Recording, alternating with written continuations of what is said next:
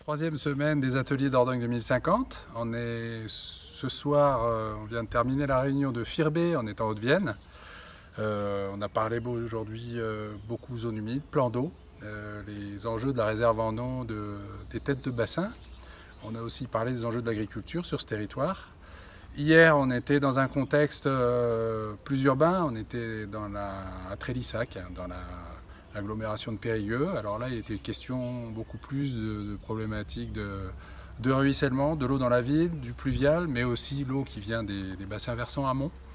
Donc la solidarité des territoires. Enfin bon, voilà, débat passionnant encore pour cette troisième semaine. Bonsoir à toutes et à tous. Hier, c'est la question du ruissellement pluvial, de l'aménagement urbain qui a été traité à proximité de Périgueux.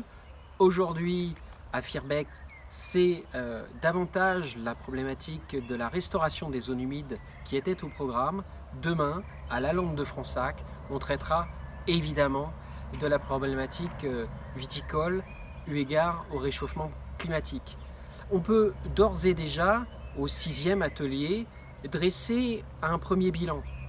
Une dizaine de projets semblent émerger, qu'il s'agisse de projets en gestation ou bien à l'inverse de projets qui sont déjà mis en œuvre ou expérimentés. Ces projets sont très variés, ils relèvent d'espaces géographiques très différents les uns des autres et occupent des acteurs dont les statuts eux aussi sont différents. Pour revenir à l'atelier d'aujourd'hui, au sujet de la restauration des zones humides, on a constaté que le périmètre qui nous intéresse est une sorte de dentelle de zones humides, mais aussi une dentelle constituée d'une constellation d'étangs dont la plupart correspondent à des retenues qui, en quelque sorte, constituent des obstacles à l'écoulement des eaux pour la plupart des petits affluents de la Haute-Drône. Alors, évidemment, il faut sans doute chercher à convertir, à transformer ces étangs de façon à restaurer des zones humides dont on connaît et parfois dont on sous-estime les fonctions de réservoir de biodiversité, des fonctions de stations d'épuration naturelle à ciel ouvert et des fonctions de tampons pour la restitution de l'eau en période d'étiage, en période de sécheresse, ou à l'inverse de tampons pour limiter l'impact des inondations. Mais évidemment, les choses ne sont pas si simples.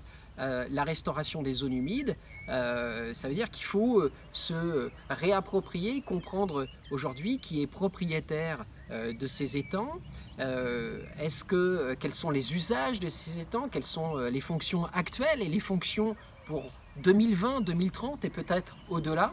Et donc, il y a un travail d'analyse à faire pour savoir finalement où il faut agir en priorité, avec quels acteurs, quelle stratégie d'acquisition foncière, quels moyens. Bref, une réflexion qui s'engage avec pour partenaires potentiels les acteurs du territoire qu'on a rencontrés aujourd'hui, à commencer par ceux du parc.